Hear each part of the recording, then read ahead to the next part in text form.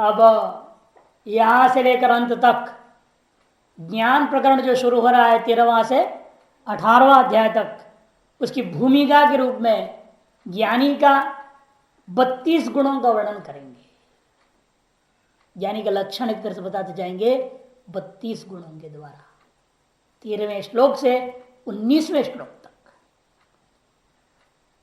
ये उपोद्घात एक तरह से ज्ञान षटक का, ज्ञान के 6 अध्याय प्रकरण का। इस पर इसलिए इस श्लोक से आरंभ करके आगे बताने के लिए भाष्यकार काफी भूमिका दे रहे हैं। देखिए, अत्र च आत्मेश्वर भेदम आश्रित्य विश्वरूप ईश्वरे चेत समाधान लक्षण योग उक्ता ईश्वरार्थम कर्मानुष्ठानादि च। यहां पर आत्मेश्वर भेदम आश्रित्य स्पष्ट बोल रहे। देखिए, जीव और ईश्वर का भेद को आश्रित करके उपासना है। अनन्य चिंतन करेगा लेकिन ये मान रहे कि मैं जीव हूं, वो ईश्वर है। इसलिए कहते हैं आत्मेश्वर भेदम आश्रित्य विश्वरूपे ईश्वरे चेत समाधान लक्षण, चित्त का समाधान करना रूपी जो योग है, भक्ति योग, वह कहा गया। और वह भक्ति योग केवल करना नहीं है, ईश्वरार्थम कर्मानुष्ठान, मत कर्म कृति कहा था ना। ईश्वर के लिए ईश्वर का कर्म करते रहना है, उसके आदेशों को पालन करते रहना है। अतएतदप्यशक्तोसी यदि अज्ञान कार्य सूचना, और बारंबार आया अशक्त अशक्त अशक्त। इसे सुस्पष्ट है कि यह सब अज्ञान का कार्य है। 12वें अध्याय, इसी अध्याय के 11वें श्लोक में था ना अशक्तोसी, बल्कि सारे श्लोकों में अशक्त अशक्त शब्द आया हुआ है। सामर्थ्यहीनता या न्यूनता जिसका कथन कहां होता है, इसकी तारतम्यता अज्ञान में ही होता है। आप उससे कम है, उससे वो कम है, उससे वो कम है। ये जो कम और ज्यादा की तारतम्यता तो अज्ञान में। ब्रह्मज्ञानी में कोई तारतम्य नहीं कि ब्रह्म ज्ञानी तो ब्रह्म ही हो गया और ब्रह्म अधिक होना कम होना कहीं होता नहीं। वहां तो तारतम्यता है नहीं। जो तारतम्यता है वो अज्ञान में ही है। और ये अशक्तों से शब्द इस बात का ज्ञापन स्पष्ट कर रहा है।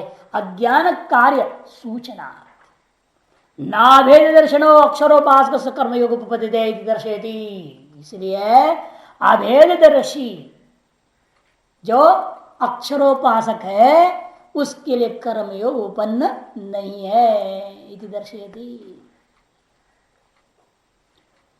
तथा कर्मयोगिनो अक्षरोपासन अनुपत्तिम च दर्शयति। दोनों तरह समझना, अक्षरोपासक के लिए कर्मयोग नहीं और कर्मयोगी अक्षरोपासक के अधिकारी नहीं। जिसको कर्म में निष्ठा है वह ब्रह्म की उपासना कैसे कर देगा? तो कर्म भेद निष्ठ होता है और अक्षरोपासना अभेद निष्ठ है। परस्पर विरोधी होने के नाते जो अक्षरोपासक है उसके लिए कर्मयोग नहीं है, जो कर्मयोगी है उसके लिए अक्षरोपासना नहीं है। इस बात को भी दर्शाते हुए भगवान ने कहा है ते प्राप्नुवन्ति मामेव। जो अक्षरोपासक क्या है? मामेव। और जो अन्य है माम एति। पहले बता चुका ना, ये अंतर है दोनों में। माम एति कहना, माम एव कहने में। ये 12वें अध्याय की था ते प्राप्नुवन्ति मामेव, और पूर्व अध्याय के अंतिम में मामेति बताया था 11वें अध्याय के 55वां श्लोक में। इति अक्षरोपासका नाम कैवल्य प्राप्त स्वातंत्र मुक्त्वा। इस प्रकार से भगवान ने क्या कहा है यहाँ पे? अक्षरोपासकों को कैवल्य प्राप्ति में पूर्ण स्वतंत्रता है। यह कह करके इतरेशम पारतंत्रम ईश्वराधीनताम दर्शितवान। और अन्यों को क्या है? वे सब परतंत्र है, क्योंकि उनको कर्म मुक्ति मिलना है। उनको पासपोर्ट वीसा लेनी पड़ेगी, यहां से जाना पड़ेगा ब्रह्मलोक, वहां ईश्वर उनको ब्रह्म उपदेश देगा तो वह ब्रह्मज्ञानी होंगे। इस बात को स्वयं भगवान ने अपने शब्दों में कह दिया। इतरेशम मैंने जो अक्षर ब्रह्म उपासक नहीं है, विराट उपासक है, हिरण्यगर्भ उपासक है, अन्य उपासक लोग जो हैं और कर्मी लोग, उन लोग तो अपने फल प्राप्ति करने में परतंत्र है। वह ईश्वराधीनता दर्शितवान, ईश्वराधीनता उनका दर्शा दिया 7वें श्लोक में। तेषाम अहम समुद्धरता, उनका उद्धार मैं करूंगा। वे स्वयं अपने आप उद्धृत नहीं हो जाएंगे, अपना उधर अपने आप उनका नहीं हो जाएगा। ब्रह्म ज्ञानियों का जैसे होता है कि कोई देगा नहीं, न कि कोई उनका आकर कुछ करेगा नहीं, वो तो ब्रह्म हो जाता है चिंतन करते करते ही। लेकिन इन लोगों को, उपासकों को तो मैं देता हूं, मैं उनका उद्धार करता हूं, ऐसे कहकर स्पष्ट कर दिया। कर्मी और उपासक अपना फल प्राप्त करने में, चाहे मोक्ष पे फल भी प्राप्त करना है, क्रम मुक्ति के द्वारा प्राप्त करना है, तो वह ईश्वराधीन है। जो अक्षरोपासक है वो स्वतंत्र है। यदि ही ईश्वर से आत्मभूता ते मता अभेदर्शित्वाद अक्षरोपायवते यदि समुद्धरण कर्म वचनम तान प्रति अपेशनम स्यात्। क्योंकि मिथ्या हो जाएगा, झूठा वचन हो जाएगा अक्षरोपासकों के लिए। यदि ही ईश्वर से आत्मभूता हाते, क्योंकि वे लोग ईश्वर का आत्मभूत ही है। ज्ञानी तो आत्मा में मतम बोल चुके हैं, फिर क्या ईश्वर अपने आत्मा का उदाहरण करेगा क्या? तो तेषाम उद्धरता के अंदर तेषाम शब्द से अक्षरोपासक को आप नहीं ले सकते। अक्षरोपासक जो ज्ञानी है वो तो उनका आत्मा ही है। कोई भी अपने आत्मा को उद्धरण नहीं करेगा, अपने से भिन्न को उद्धरण करता है ना। किसी चीज को ऐसे उठा के रखना है तो किसको उठा के रखेंगे आप? अपने को उठा के अपने करोगे तो ऐसे नहीं होता है क्या? अपने से भिन्न को ही उठा के रखा जाता है। इसे तेषाम उद्धरता का कहने से ज्ञापन हो जाता है कि वह ईश्वर से भिन्न होगा, वो उपासक कर्मी होगा। और ज्ञानी को तो ऐसा तेषाम क्या शब्द से ज्ञानी को ग्रहण नहीं कर सकते आप, क्योंकि ज्ञानी तो ईश्वर का आत्मा है। वही करें यदि ईश्वर से आत्मभूतास्ते मता, यदि भगवान का यह मत है, वह ज्ञानी लोग अक्षरोपासक लोग आत्मभूत ही है उनका। आत्मभूता इति मता कौन? क्यों हेतु दे रहे पहले? अभेदर्शित्वात् अक्षर रूप एवते, इसे वे लोग कौन है? अक्षर रूप ही है, वो ब्रह्म ही है वो। इति समुद्धरण कर्मवचनम तान प्रति अपेशनम से आदि से उनके प्रति उद्धरण रूपी क्रिया का कर्म रूपेण कथन करना बिल्कुल झूठा हो जाएगा।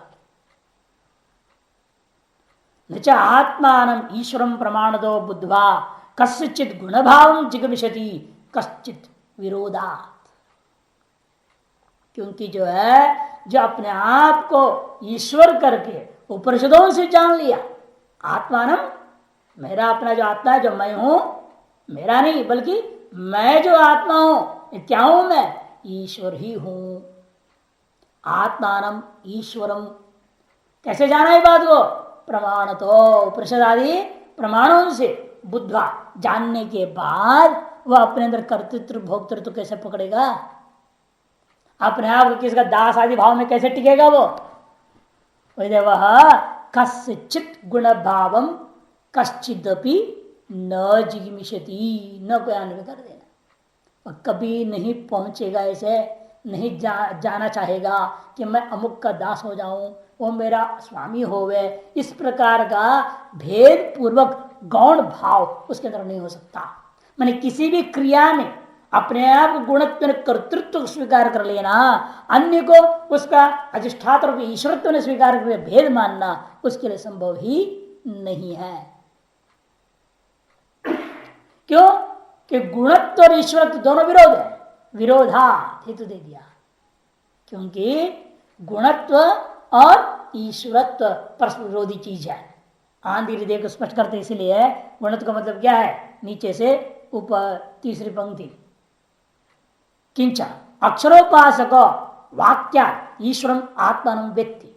जो अक्षरोपासक है, वाक्य मैंने तत्त्वमसि अहम ब्रह्मास्मि इत्यादि महावाक्यों से अपने आप क्या मान रहा है? ईश्वरम आत्मानं वेत्ति, ईश्वर मैं आत्मरूप ही हूं, ऐसा वो जानता है। इसलिए असौ नासो है ना, असौ क्रिया गुणत्व कृतत्व न अनुभवती। किसी भी क्रिया के मामले में अपने आप को गुण भाव से कर्तृत्व रूपेण कभी भी अनुभव नहीं करता। क्यों? गुणत्व श्रुत्योर एकत्र व्याघाता, गुणत्व और ईश्वरत्व दोनों एक में नहीं हो सकता। अतोपि नाक्षरोपासनम कर्मानुष्ठानम, इसलिए अक्षरोपासकों को कर्मानुष्ठान का कोई संबंध नहीं है। इस हेतु दे दिया अविरोधा। तस्मात् अक्षरोपासका नाम भाष्य, तस्मात् अक्षरोपासका नाम सम्यक दर्शन निष्ठानाम सन्यासी नाम, अक्षर की उपासना करने वाले, सम्यक दर्शन में निष्ठा रखने वाले जो सन्यासी है, तक्त सर्वैषणा नाम, जिन सकल एष्टों को त्याग दिया है, उनका भी यहाँ कथा शुरू हो गई। यहां से अद्वेष्टा सर्वभूता नाम इत्यादि धर्मपूगम, इत्यादि धर्मपूगम ने समूहम, क्योंकि एक दो नहीं है ना, 32 गिना रहे हैं, एक दो नहीं 32, इसलिए धर्मपूगम साक्षात अमृतत्व कारण, जो कि ये जो उनका लक्षण है वह आपके लिए क्या है, साधन है। मुमुक्षु के लिए हमेशा ज्ञानी का लक्षण ही साधन होता है। इसे साक्षात अमृतत्व का कारणम मने साधनम भवति। ये जो गुण 32 बताए जा रहे हैं, इनको हम अपने जीवन में जितनी घटा सकेंगे उतना शीघ्र हम भी अमृतत्व को प्राप्त कर जाएंगे। इति प्रवर्तते, इसके वक्ष्यामि इति, इसे मैं उन्हें कहूं, इस भाव से भगवान प्रवृत्त हो रहे हैं। अद्वेष्टा सर्वभूतानां मैत्रः करुण एव च, निर्ममो निरहंकारः समदुःखः सुखः क्षमी। अद्वेष्टा सर्वभूतानां, वह सकल भूतों का अद्वेष्टा है, वह किसी भूतों के प्रति द्वेष भावना नहीं रखता है। मैत्रः करुण एव च, और समशीलों में मित्र भाव रखता है, अपने से निकृष्ट लोगों में दया की भावना रखता है, और स्वयं में ममत्वाकार वृत्ति कभी होती नहीं है, अहंकार वृत्ति भी कभी नहीं होती। निर्ममः निरहंकार, अतएव दुख और सुख दोनों में समबुद्धि है। से दुख देने वाले या सुख देने वाले सभी को वह क्षमा कर देता है, क्षमी। भाष्यम अद्वेष्टा सर्वभूतानां न द्वेष्टा आत्मन दुख हेतुमपि न किंचित द्वेष्टि। न द्वेष्टा, सकल भूतों के प्रति वह द्वेष करने वाला नहीं है, भले खुद को दुख देने का, दुख का साधन भी क्यों ना हो, आत्मनो दुख हेतुमपि, खुद को दुख का कारण भी न हो रहा है जो, उससे भी, उसके प्रति भी वह द्वेष नहीं करता। न किंचित द्वेष्टि। सर्वाणि भूतानि आत्मत्वेन ही पश्यति, सकल भूतों को क्यों ऐसा होता है, क्योंकि वह सकल भूतों को अपना आत्म रूप में ही देख रहा है। इसलिए यहां पर पहले भी कहा न हंति न घाति, भगवान खुद कह रहे हैं मारो युद्धस्व, बताओ, अबिना द्वेष का मारो बोल रहे। अबिना द्वेष भाव का लड़ना कितनी बड़ी, बहुत बड़ा काम है, कोई साधारण आदमी थोड़ी कर सकते हैं काम। कि जहां कहीं भी कोई भी ऐसा बात हो तो तुरंत द्वेष आता है। द्वेष के बिना आदमी डांट के डपट के बोल ही नहीं सकता, गुस्सा में बोल ही नहीं सकता। और यहां कह रहे हैं युद्ध करो, युद्ध में तो गुस्सा भी होता है, सब कुछ करना पड़ता है, इतना 100% ड्रामा करना पड़ेगा। बस निमित्त मात्रम भव सव्यसाचन कह दिया, तुम केवल ड्रामा करो भाई, नाटक करो, निमित्त बनो। यही वेदांति का विशेषता है। वेदांति को जो है बाहर से सर नाटक करेगा, अंदर से कोई लेश मात्र भी न राग है न द्वेष। कर्तव्य करो, कर्मण्येवाधिकारस्ते मा फलेषु कदाचन, स्वकर्मात्मभ्यर्च सिद्धि विन्दति मानव। अपने कर्म को करो, जहां जैसे हो उसके अनुसार अपना जो कर्तव्य समझ में तो उतना करना पड़ेगा, और करने में लेकिन राग जैसे प्रेरित नहीं होनी चाहिए, कर्तव्य समझ के करना है। ये कठिन काम होता है ये, इसलिए भगवान आपको अवसर भी देते हैं, अवसर भी देते हैं भगवान प्रैक्टिकल करने के लिए। देखते हैं कि कितना द्वेष करता है या नहीं करता है। भगवान जान के भेजते हैं 2-4 बदमाश कोटपटांग लोगों को, जो आपको तंग करेंगे, आपकी हर साधना में भंग करने को करेंगे, तपस्या को भंग करने की कोशिश करते, देखते हैं कि इसे द्वेष करता है कि नहीं करता, राग करता है कि नहीं करता है। और आपको राग करना द्वेष करना है, व्यवहार सबके साथ समान करना है, जिसके साथ जैसा उसके साथ करना है व्यवहार करो, मार काट करने मार काट भी कर दो, लेकिन द्वेष भाव से नहीं, कर्तव्य भाव से। क्योंकि अधर्म कर रहा है उसको दंडित करना है, कर्तव्य हमारा है, जिस पोजीशन में मैं उस अनुसार में करना चाहिए तो करना पड़ेगा।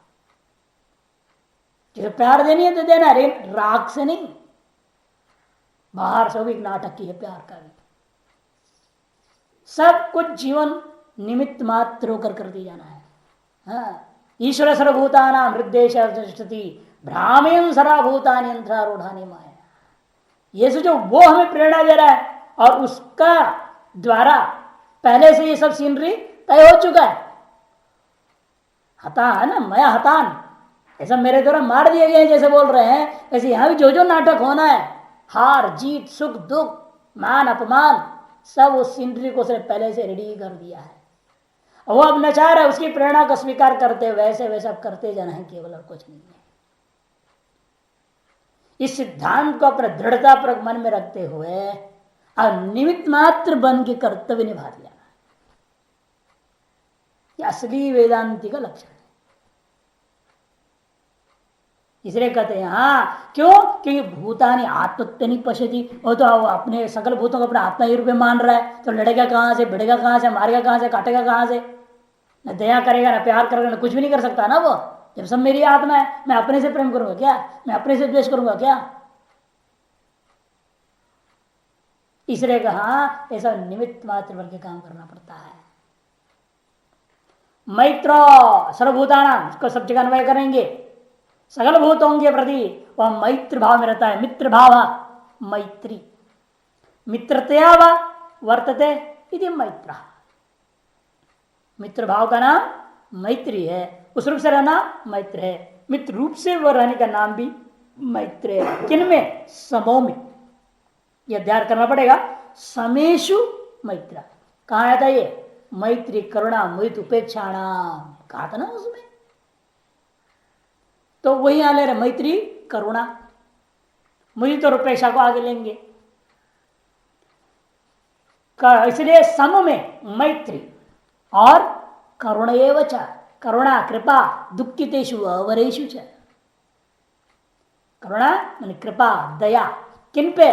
दुखी लोगों पे दया करना, दुखी पर दया करना। सब पर दया करो तो मार खाओ उल्टा, सब पर दया नहीं करना है, दुखी पर दया करना और अपने से निकृष्ट पर दया करना। अवरेषु च दया, तद्वान करुणा, तारस दया विशिष्ट पुरुष का नाम करुणा एवं च। सर्वभूत अभय प्रदा सन्यासी इत्यर्थ, सकल भूतों को अभय प्रदान करने वाला सन्यासी, ये इसका अर्थ हो जाता है। अभयम सर्वभूतेषु दत्तम मया प्रदत्तम मया, ऐसे सन्यास में विधि है। जब सन्यास ग्रहण करते हैं दीक्षा में विधि है, मैं अमुक को त्याग दिया, सन्यास कर दिया, अमुक को त्याग दिया, सब बोलते बोलते अंत में कहे अभयम सर्वभूतेषु प्रदत्तम मया, मेरे द्वारा सकल भूतों को अभय प्रदान कर दिया गया है। अब मेरे से किसी को भय खाने की जरूरत नहीं है, मेरे से किसी को भय खाने की जरूरत नहीं है, और मैं किसी भयभीत नहीं हूं। न विवेति कुतश्चन न विवेति कदाचन, स्वरूप दृष्टिया सारी बात है। भाई व्यवहार दृष्टिया जिस वर्ण और आश्रम में रह रहा है, जिस परिस्थिति में रह रहा है, वहां का जो कर्तव्य है निमित्त मात्र बन के करते रहना। निर्ममो मम इति प्रत्यवर्जितो, ममत्व जो बुद्धि ममत्वाकार वृत्ति से रहित है, यह मेरा है ऐसा वृत्ति से रहित है। व्यवहार दृष्टिकोण से कहना पड़ता है, लेकिन मेरा आश्रम है इसलिए कहना पड़ता है, आश्रम है सबका है, लेकिन सबका करके दृष्टि तो होगी नहीं ना, वहां किसी एक के नाम पे तो लिखा जाएगा कि सब भक्तों का इकट्ठा 100 लोगों के नाम पे हो जाएगा क्या? व्यवहार ही होता है, 100 लोगों ने पैसा दिया तो मेरा तो है नहीं, सबका है ये। लेकिन कागजों में क्या होगा? एक व्यक्ति का नाम चढ़ता है, उसका है। या एक ट्रस्ट का नाम चढ़ जाएगा, अमुक ट्रस्ट का है, अमुक संस्था का है। नाम तो व्यवहार में एक का, लेकिन वास्तव में होता है अनेक का। वो बात क्या कह रहे हैं, तो इसलिए क्या उस ऐसी चीजों में ममत्व का व्यवहार नहीं होनी चाहिए। निरहंकार निर्गत अहम प्रत्यय, इसी प्रकार से अहम प्रत्यय नहीं है जिनका, निकल चुकी है, खत्म हो चुकी है, नष्ट हो चुकी है अहम प्रत्यय जिसका, उसे कहते हैं निरहंकार। सम दुख सुख समय दुख सुखे द्वेष राग और अपरवर्त के आ गया ना, सम दुख सुख कहते हैं समान है दुख और सुख दोनों ही, जिनके में, जिन लोगों में, अर्थात द्वेष और राग प्रवर्तक नहीं है जिनका, किंतु ईश्वर ही प्रवर्तक है, वर्णाश्रम धर्म ही प्रवर्तक है, राग और द्वेष प्रवर्तक नहीं है। बाहर से तो लगेगा, ज्ञानी क्या सोचेगा, है ज्ञानी महात्मा कैसे ये सब प्रवृत्त हो रहा है, विद्वान होकर ऐसे कैसे कर रहे हैं, लोग कहते हैं व्यवहार में, लेकिन वो नहीं समझ रहे वो किससे प्रवृत्त हुआ, एक उस गहराई तक कौन पहुंचता है। राग द्वेष से प्रवृत्त हुआ है या ईश्वर प्रेरणा से प्रवृत्त हुआ है, या वह स्ववर्णाश्रम धर्मानुसार प्रवृत्त हुआ है, उस गहराई इस हृदय के अंदर छिपी हुई प्रेरणा का स्रोत तक कौन पहुंचता है, कोई नहीं देख पाता है। अतएव बड़े बड़े ब्रह्मज्ञानियों पर अनेक आरोप लग जाते हैं। भगवान कृष्ण पर आरोप लग गया, चोरी का आरोप लग गया, समंतक मणि कैसे चोरी किया, लोग माखन चोरी वगैरह तो है ही। राम पर आरोप लग गया, है पराये घर में रही हुई स्त्री को उठा कर ले आया, ये बताओ 14 साल दूसरे जगह रही, एक दिन भी पति की अनुमति सहमति के बिना दूसरे घर में, अपरिचित के घर में, या परिचित भी हो, यादृश संबंध होना चाहिए, तार संबंध से बहिर्भूत व्यक्ति के संबंधी के घर में हो तो त्याज्य व्रत माना गया शास्त्र में, तुरंत डाइवर्स करना चाहिए, जंगल में छोड़ देना चाहिए। और ऐसे जब शास्त्र है तो इधर दूसरे के घर में रही, रावण के घर में, शत्रु के घर में है।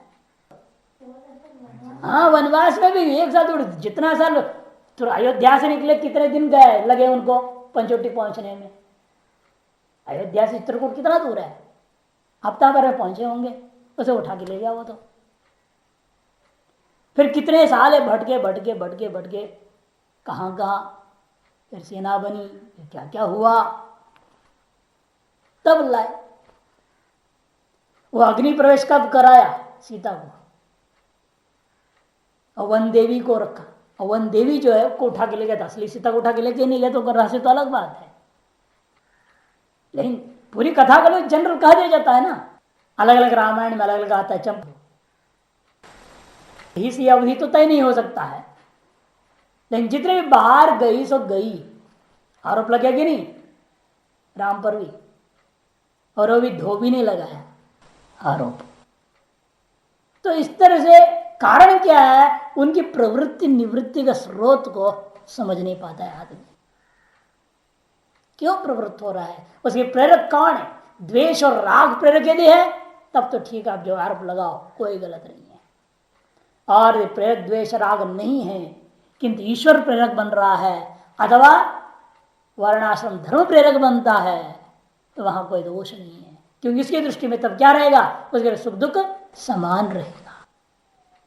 क्षमी, क्षमा करना, क्षमावान, क्षमाशील है वो, क्यों, आकृष्टो अभिहतो व अविक्रिय वास्ते, अत्यंत कठिन काम है ये। क्रोध में अगर आदमी 100 गाली दे रहा है, उल्टा पलटा लग रहा है, तब भी वह शांत है। यहां पीठ भी दिया तो भी अविक्रिय वह कह दिया, आगमा पायनो नित्य स्थान सुरक्षा स्वभाव, जानते हैं गाली कितनी देर देगा, मुंह थकेगा, अपने आप चला जाएगा, गाली स्वीकार ही नहीं करेगा अपने आप, तो अविक्रिय हो गया। आप मान लेंगे ना कि मेरे को गाली दिया, तब तो समस्या खड़ी होती है आपको, स्वीकार करते हैं अपने ऊपर तब परेशानी होती है, वो स्वीकार ही नहीं करता है, कौन किसको दे रहा है, इलाहाबाद कुंभ की याद आता है घटना, एक महात्मा का कंबल की कहानी। हम लोग व्रत मंडली में रहते थे, बिल्कुल जहाँ लगता है पंडाल सबसे बाहर व्रत मंडली लगती है, झोंपड़ियाँ। रामाजी महाराज वहाँ थे, हम लोग पढ़ाई वहाँ होती थी। वहाँ गंगा किनारे में माता बैठे थे और एक सेठ, असली दानी इसको मानना पड़ेगा, कि उस सेठ ने एक गाड़ी में कंबल उम्बल रख करके चलता रहा और जहाँ जिसको देखा जरूरत है वहाँ पढ़ाता था, चला जाता था।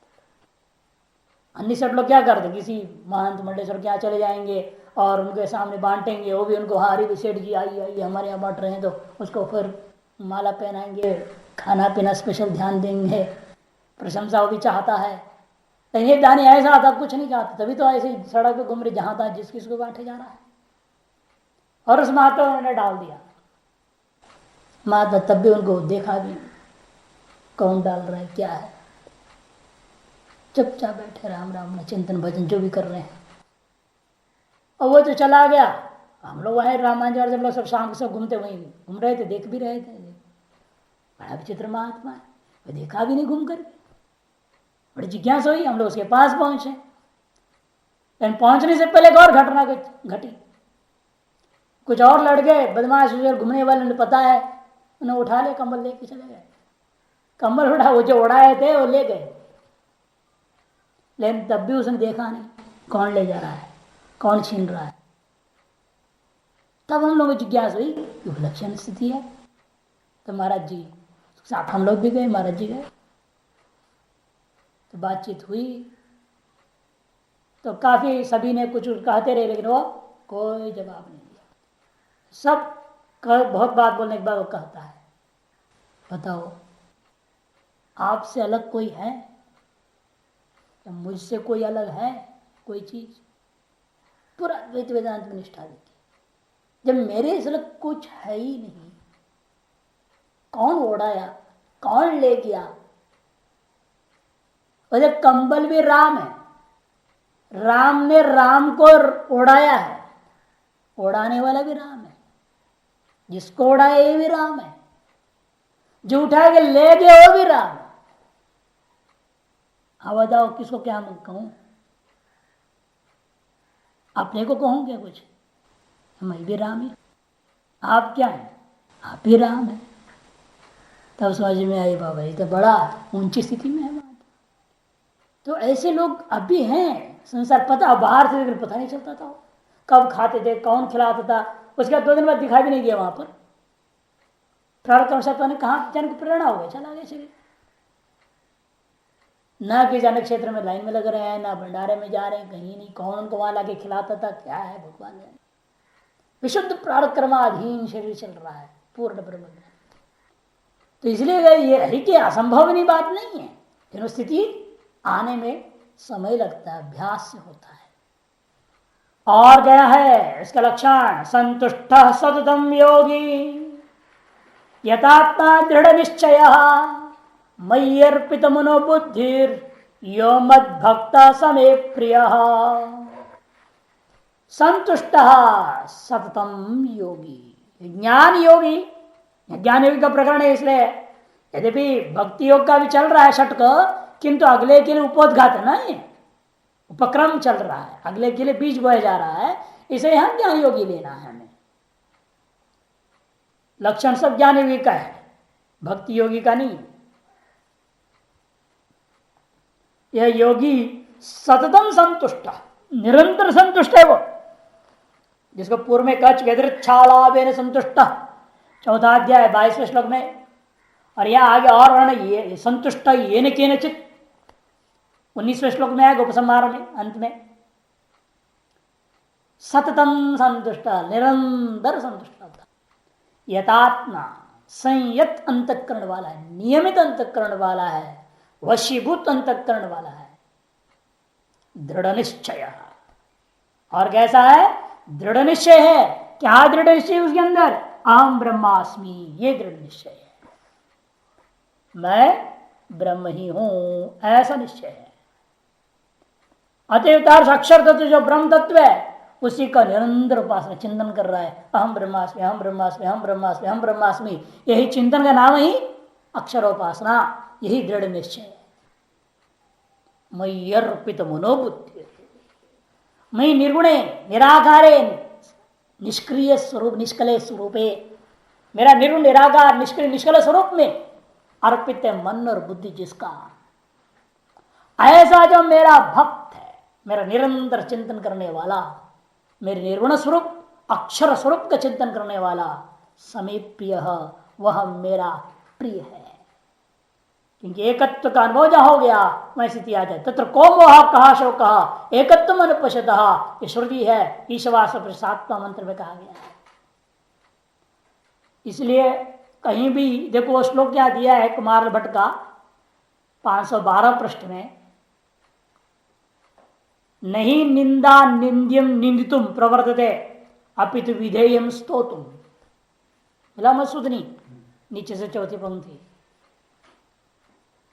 क्योंकि यहां पर भी एक तरह से अक्षरोपासना की निंदा पहले करके सगुणोपासना की स्तुति की गई थी, है ना।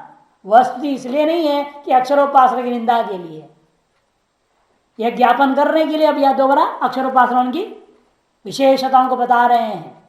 ये वास्तव में इसकी जो पहले निंदा की गई थी, क्यों क्या निंदा किया था, क्लेश अधिग्रस्तेषाम कहा था ना, अक्षरोपासना और भयंकर कठिन है इत्यादि कहकर निंदा किया गया, वो सगुण ब्रह्म उपासना विराट आदि हिरण्यगर्भ उपासनाओं का स्तुति करने के लिए था।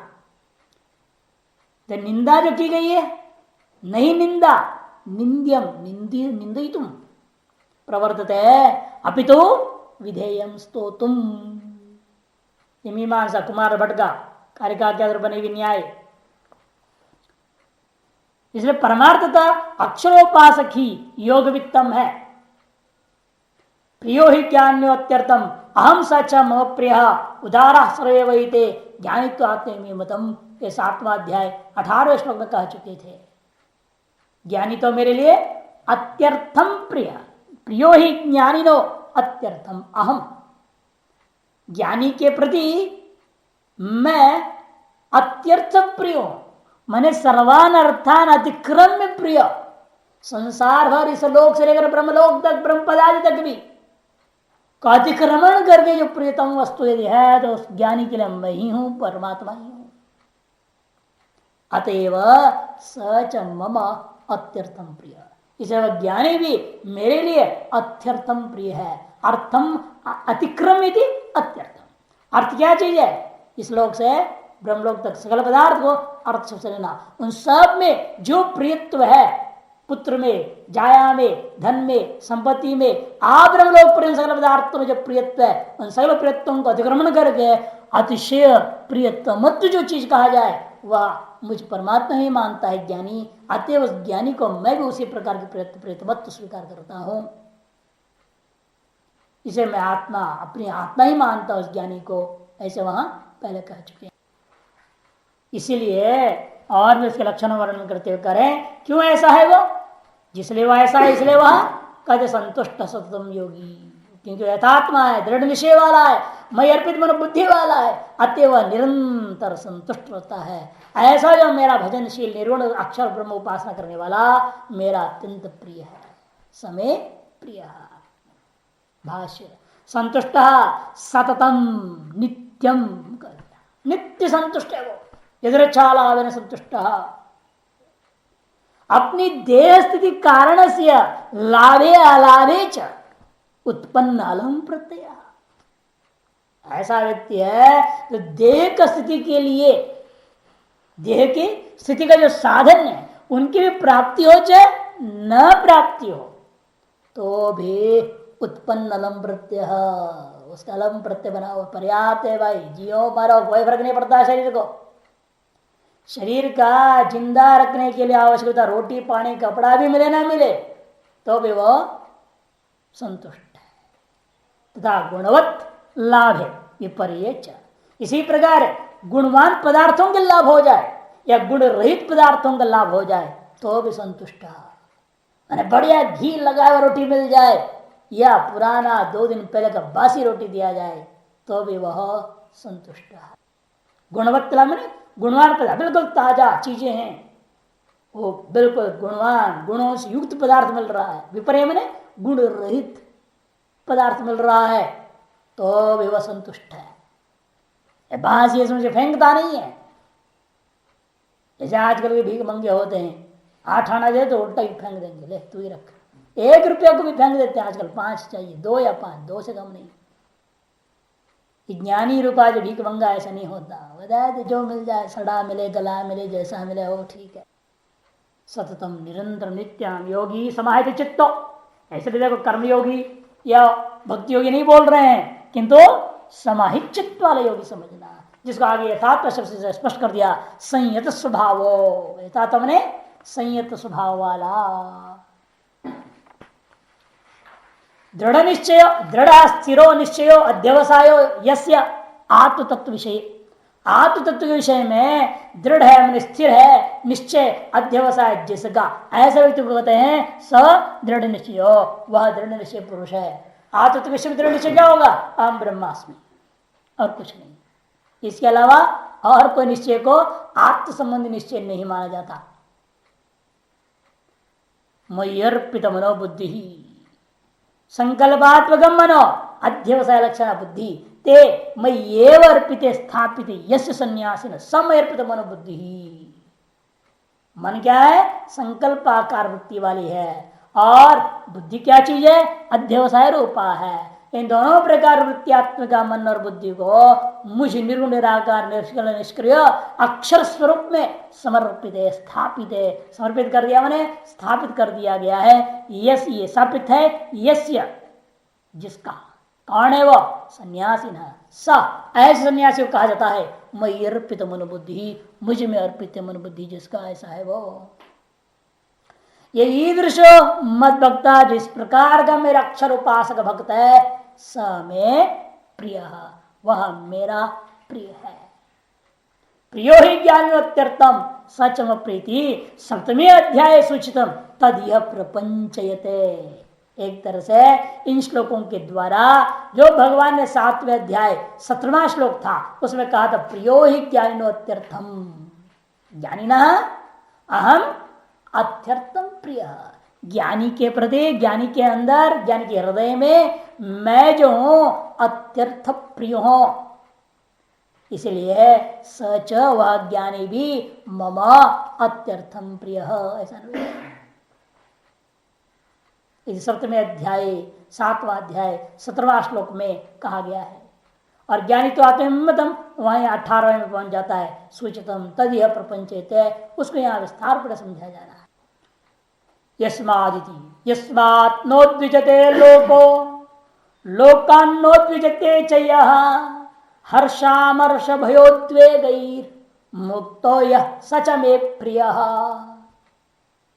यस्मात् नोद्विजते लोको, जिस ज्ञानी के समक्ष यह जीव, जो भी लोका कार्य, कोई भी जीव जंतु नोद्विजते, उद्विग्न नहीं होते। जैसे पहले जमाने के ऋषियों के बारे फोटो दिखाते हैं ना, सब विरोधी पशु भी चारों तरफ बैठे हुए, किसी को उनसे डर नहीं, ये मार डालेंगे करके, ना उनको किसी से डर है। लोकात मैंने जीव घनात नोद्विजत है, यह जो व्यक्ति इन जीवों से, प्राणियों से, बाह्य वस्तुओं से कभी उद्विग्न नहीं होता। या लोकात में 2 तरह की व्याख्या लेते हैं, कुछ लोकात पंचमी ले रहे हैं, कुछ लोकांत द्वितीया ले रहे हैं। लोकों को जो उद्विग्न नहीं करता, ऐसा जबरदस्ती ले लेते हैं। न कहां से लाएंगे वो लोग, समझ में नहीं आता। न अधिक कहां है, लोकान नोद्विजते चाहिए, मैं उसको ऐसे लोकान न उद्विजते, यह इन लोगों को जो उद्विग्न नहीं करता, ऐसा अधिक लेनी पड़ती। उद्विग्न नहीं करता, अध्याय करता तो क्रियापद तो कहीं ना कहीं सलाह उद्विजते की सामान्य क्रिया को अलग करना पड़ेगा तो, लेकिन भाष्यकार तो पंचमी पक्ष ले रहे हैं लोकात। ये भाष्यकार में भी स्पष्ट नहीं है, नीचे टीकाओं में स्पष्ट है। लोकादपि, देखो नीलकंठी तीसरी पंक्ति, लोकादपि पंचमी है ना, लोकादपि। और भाष्यकार तो लोकान्नोद्विजते बोल के छोड़ ही दिया, वो पंचमी है कि द्वितीय है कुछ समझ में नहीं आता, ऐसे के वैसे छोड़ दिया उन्होंने। इन मसूनिकार ज्यादातर भाष्य भाव को लेकर चलते हैं, और भाष्योत्तर से दीपिकाकार क्या बोलते हैं, लोकान्नोद्विजते उन्होंने ऐसे करके छोड़ दिया, पंचमी है कि द्वितीय नहीं बता रहे हो भी, श्रीधरी भी ऐसे छोड़ दिए। भाष्य केवल नीलकंठ स्पष्ट करते हैं लोकात् पंचमी, और ऐसे पंचमी पक्ष से ज्यादा ठीक है ना, क्योंकि पहले अस्मात बोल चुके हैं। जिस व्यक्ति से दुनिया भयभीत नहीं होता और जो व्यक्ति दुनिया से भयभीत नहीं होता, ऐसे पंचमी दोनों तरफ रखना ठीक होता है, भले स्पष्ट कहीं है कहीं नहीं है। यस्मात् नोद्विजते, क्योंकि कारण क्या है, सम शत्रौ च मित्रे च, आगे तक स्पष्ट करेंगे उसको क्यों उद्विग्न नहीं होता है कोई भी उससे। ब्रह्मज्ञानी से कोई भी व्यक्ति उद्विग्न क्यों नहीं होता, क्योंकि ब्रह्मज्ञानी सकल व्यक्तियों के प्रति चाहे शत्रु हो चाहे मित्र हो सभी में समुदृष्टि से देखता है, अतएव उसके सामने कोई भी उद्विग्न नहीं होता। लोकान्नोद्विजते च यह, और जो लोक से दुनिया से उद्विग्न नहीं होता, क्यों, सबको पहले बोल चुके हैं वो क्षमी है, करुणा है ना, अनेक विषय दे चुके पूर्व श्लोक में ही 13-14 में, अद्वेष्टा है, अतएव उसको कोई फर्क नहीं पड़ता। हर्षामर्ष भयोद्वेग ही मुक्तो यह, हर्ष अमर्ष भय और उद्वेग, इन 4 बुरे चीजों से जो विमुक्त है। हर्ष भी बुरा है, खराब चीज है, इष्ट की प्राप्ति हो जाए खुश होते हैं, वो ठीक नहीं। अमर्ष असहन करना, अभिलषित का प्रतिघात होने पर जो असहिष्णुता है, ये बहुत ही खराब चीज है। सबसे बड़ा होता है अपने से बढ़कर कोई आगे बढ़ना नहीं चाहिए, और जो बढ़ रहे सब किस तरह से बिगाड़ो, ये जो होती है इसी का नाम अमर्ष, सहन नहीं होता। दूसरे का उत्कर्ष को देखकर सहन नहीं करना, और एक दूसरे का अपकर्ष की इच्छा करने लगता है।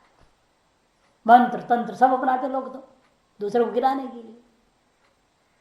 ये जो चीज है उससे भी मुक्त है जो वही अक्षरोपासक है, और भय से जो रहित है, भय से रहित, मृत्यु भय से भी रहित हो जाना।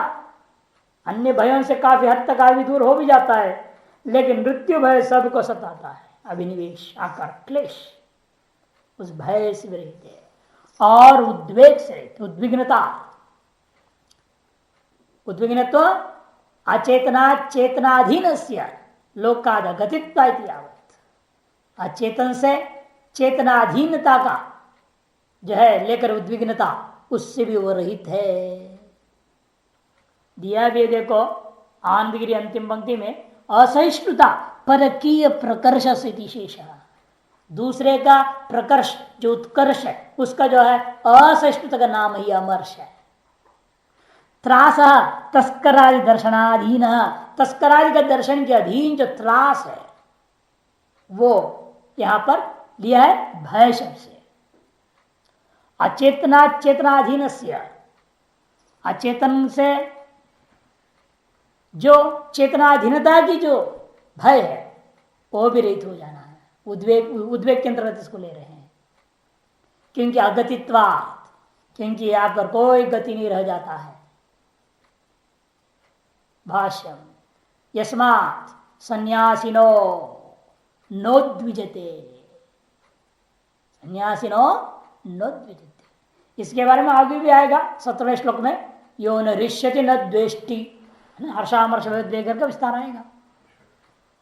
यस्मा सन्यासिनो नोद्विजते, यस्मात् कर दिया सन्यासिना, सन्यासी को देख के, सन्यासी से, नोद्विजते नोद्वेगं गच्छति न संतप्यते न संक्षुभ्यते लोका, दूसरा जो मनुष्य है, दूसरा जो जीव है उद्वेग को प्राप्त नहीं करता, संतप्त नहीं होता, क्षुब्ध नहीं होता, विकार नहीं होता, क्योंकि वह सन्यासी खुद निर्विकार है। निर्विकार शांत स्वभाव वाला है, उसे देख करके भी अगले को क्या होगा, उसके अंदर विकार हो वो भी शांत हो जाएगा, क्षुब्ध नहीं हो सकता। इन सन्यासी को देख कर उद्विग्न हो रहा है तो मतलब महापापी है वो, उसने पाप जगा है भयंकर, इसलिए वो उद्विग्न हो जाएगा निश्चित रूप से। खुद का पाप परेशान करेगा ना उसको। नहीं तो आप गंगा जी में डुबकी लगाकर पसीना हो रहा है बोल रहे हो, तो क्या समझना पड़ेगा आपको।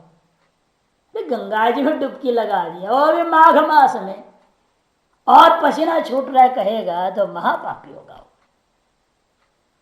अंदर ऐसे कोई चीज खा रखा है ना, गर्मी इतनी हो रखी है। जैसे हमने आपको बताया था एक बार, एक ब्रह्मचारी जो है, एक भगत ने आया कैलाश आश्रम में, सबको च्यवनप्राश का डिब्बा बांट, 1 किलो च्यवनप्राश सबको 1 किलो बांट। एक ब्रह्मचारी शिवान करके था, लाल वस्त्र में था, नैष्ठिक ब्रह्मचारी। और उसको पता नहीं क्या अच्छा लगा च्यवनप्राश, रात भर बैठ के खा गया 1 किलो एक ही रात में। अब उसके बाद जो है सो तो गया, जो 1 किलो दूध मिलती थी, आधा किलो जो भी, उसको पी गया, उसके ऊपर पी पका सो गया। सवेरे होते होते उसका हालत ये सब फोड़ा फोड़ा फोड़ा, बहुत भयंकर। ठंडी का दिन यही टाइम था दिसंबर, कुछ भी करो गर्मी उतरती नहीं।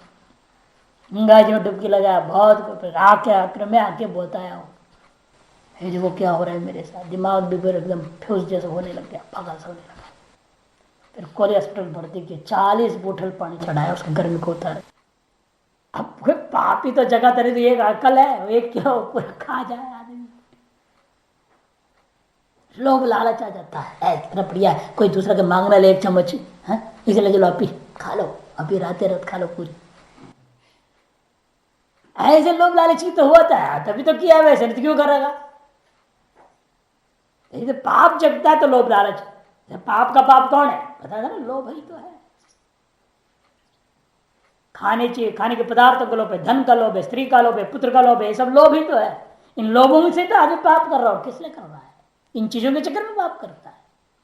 और ऐसे पाप करने लोग जो पापी है वो सन्यास के सामने उद्विग्न तो होगा ही, कोई संशय नहीं।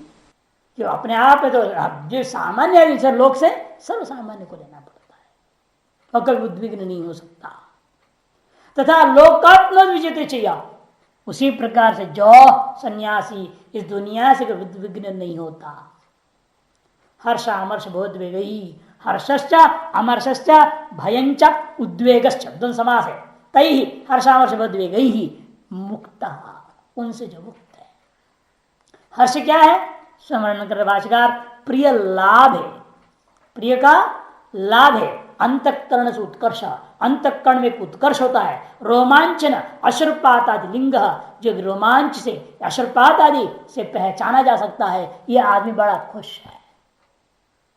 आदमी का चेहरा देखने से मालूम हो जाता है बड़ा प्रसन्न है, आनंदित हो रहा है। कोई चीज को जो वांछित चीज प्रिय वस्तु के लाभ हो चुकी है, कई बार तो जब खुश होते आंखों में आंसू बहने लग जाता है। एक ब्रह्मचारी राजा राम जी हैं, वो जब हंसने लगते हैं खुशी से, वो आंखों में आंसू बहने लग जाता। अब उनका नाम हो गया ब्रह्मचारी राजा राजेश्वर शास्त्री महाराज। विचित्र है, ऐसे लोग हैं संसार में। अमर्ष अभिलषित प्रतिघात असहिष्णुता, अभिलषित वस्तु की प्रतिघात होने पर असहिष्णुता का नाम ही अमर्ष है। मृष्य तितिक्षायाम है धातु, उसका उल्टा क्या है, जो आप सहन नहीं कर पाएंगे, तितिक्षा मैंने सहन करना, और उसका उल्टा है अमर्ष, मैंने तितिक्षा नहीं है, मैंने सहन नहीं करना। भयम त्रास, भय क्या है, त्रास, नीचे बता दिया चौरादि के कारण से। और असहिष्णुता का व्याख्या कर चुके थे, परकीय प्रकर्ष का असहन, और त्रास है तस्कर आदि का दर्शन से ही आपके अंदर जो त्रास हो गया, भय हो गया, उद्वेग उद्विग्नता, वो भी अचेतनों से या चेतनाधीनता के कारण से उद्विग्नता। तैर मुक्तो यह, इन सबसे मुक्त है जो सच में प्रिय, वह मेरा प्रिय है। अनपेक्ष शुचिर्दक्ष उदासीनो गतव्यतः सर्वारंभ परित्यागी यो मद्भक्त समे प्रिय। अनपेक्ष शुचिर्दक्ष, कोई अपेक्षा नहीं करता। भगवान देंगे तो भी लेगा नहीं। भागवत में आया है, 3रा स्कंद 29वां अध्याय 13वां श्लोक है, 329:13 में, सालोक्य साष्टि सारूप्य सामीप्येक्यत्वमप्युत दीयमानं न गृह्णन्ति विना मत्सेवनं जनाः। सालोक्य साष्टि सारूप्य सामीप्य एकत्वमप्युत, मैं कुछ भी देना चाहता हूं, दीयमानम अपि मया न गृह्णन्ति, मेरे द्वारा दिए जाने पर भी ग्रहण नहीं करते हैं, विना मत सेवनम, मेरी भक्ति को छोड़कर और कुछ नहीं चाहते। वो अनपेक्षा, अपेक्षा ना होना, किसी भी प्रकार का किसी से भी अपेक्षा न होना ही अनपेक्षा। शुचि और अंत शुद्धि वायु शुद्धि सर्व प्रकार शुद्धि होनी चाहिए। दक्ष, दक्ष है जो व्यक्ति अंदर बाहर शुद्ध है, वह कोई भी कार्य करने में अत्यंत दक्ष होता है। जिसके अंदर बाहर शुद्धि नहीं है ना, उसके दक्षता नहीं होती है। काम बताओ, करने की तरीका बताओ, उसके बाद भी गलत कर देगा। समझना चाहिए इसके अंतःकरण बहुत मल है। नहीं तो काम बताया उतने से ही वो अपने आप उसको सब समझ में आता है, उसको कार्य को कैसे करना है, खटखट कुछ दिमाग में दिखता है और अपने फटाफट कर देता है। तो समझे इसका अंतःकरण बहुत शुद्ध है। लोग पहले गुरुकुलों में, आश्रमों में कोई गुरु अपने शिष्यों को क्यों कर्मयोग देते थे, यही उसकी परीक्षा थी। पता लग जाता है, आदमी को काम देने से पता लगता है कि कितने समझ रहा है उस काम को और किस ढंग से कर रहा है, वो देखो उसे पता चल जाएगा इसके अंतःकरण कितना मलिन है। हट हट कर देंगे उठपटांग तो समझ लगे बहुत रजगुणी तमगुणी है, ये सात्विक नहीं है। पेंट लगाने का दरवाजे को दीवार पर भी लगा के आ गया तो समझ नहीं गड़बड़ है। अंतःकरण भी ठीक नहीं है। इस तरह का दृष्टांत है। कहने का मतलब कर्मयोग से पता लग जाता है, जिसे दक्षता आ जाती है अंतःकरण शुद्ध यदि है तो। उदासीनो है, वो तो ही है, वो तो ही है। तो मैं कहा ये पहले तामसिक रहेगा, फिर वहां से राजसिक होगा, राजसिक से सात्विक बनेगा, टाइम लगता है, समय लगता है। जो आ रहे हैं सब थोड़े सुपर मटेरियल थोड़ी आएगा आश्रमों में। बल्कि एक मंडलेश्वर जी हमेशा बोलते थे, सोसाइटी जो समाज का अत्यंत बेकार जो मटेरियल होता है, वहां कोई काम का नहीं, फेल हो गया, जो वहां टिक नहीं पाया, वो आता है आश्रम में material. 3rd class raw material आता है। आओ उसको हम लोग ठोकेंगे पीटेंगे ठीक ठाक कर करा, कहां तक हम करें, कितनी हम करें, जितना भी घिसो पिटो, कोशिश करो उसको एक सही रूप देने के लिए, फिर भी बिगड़ा ही रह जाए तो लोग क्या कर सकते हैं। रॉ मटेरियल तो ठीक कर ढंग का दो तुम, ऐसे बोलते थे मंडलेश्वर एक, आप रॉ मटेरियल बढ़िया दीजिए फिर देखिए। वो कहते इसलिए करते, लोग आके शिकायत करते हैं, हाँ महाराज आपके आश्रम में ऐसे ऐसे महात्मा है, वहां जब कोई सड़क पे खड़े होकर टीवी देख रहा है, वहां जब कोई सिगरेट पी रहा है, क्या महात्मा है? वो तब यही खाते थे, तुम्हारे घर से तो बिगड़े हुए हैं वो, मैं कोई पैदा किया क्या महात्मा को? तुम पैदा करके भेजे हो, 20-25 साल तक तुम्हारे घर में रहा, तुमने कोई संस्कार नहीं दिया, उसको गधा घोड़ा बनाकर जैसे तैसे भेज दिया है मेरे पास, मैं क्या करूं? मैं उसको कहां पे इंसान बनाऊंगा? कोशिश तो हम कर दें, उसको धर्म की शिक्षा दें, सात्विक रहने की कोशिश करें, फिर जब छिप छिप कर कहीं जाकर कहीं गड़बड़ कर आता है तो हम क्या करें? एक महात्मा था, वो खै नहीं खाता था, और खैनी को बिस्तर के नीचे दबा के छिपा कर रखता था, तंबाकू और छिपा कर रखते, और बाहर जब खाते कभी नहीं, कोई नशा नहीं करते, खाने के लिए कोई नशा नहीं करते। अरे नशा नहीं तो है क्या ये तंबाकू? अरे उसके बिना फिर बाद जब पकड़ा गया, पता चल गया, फिर उसके बिना शौच नहीं होती, लेना पड़ता है। अरे ऐसे और भी तरीके शौच कराने की, इससे ही जरूरी है क्या? ये बहाना है। कैसे होते हैं?